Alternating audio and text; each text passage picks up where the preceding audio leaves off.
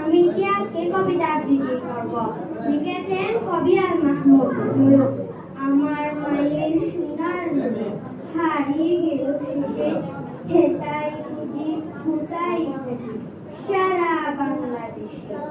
নদীর কাছে গিয়েছিলাম, আছে তোমার কাছে, হাত দিও না আমার শরীর ভরা বোয়াল মাছে।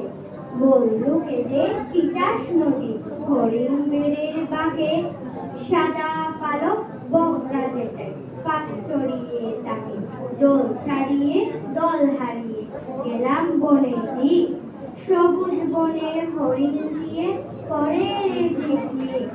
বনের কাছে এই মিনতি ফিরিয়ে দেবে গায়, আমার মায়ের গয়না নিয়ে গর্গে যেতে চাই। কোথায় পাবো তোমার মায়ের হারিয়ে যাওয়া ধন, আমরা তো সব পাকালি বনের সাধারণ।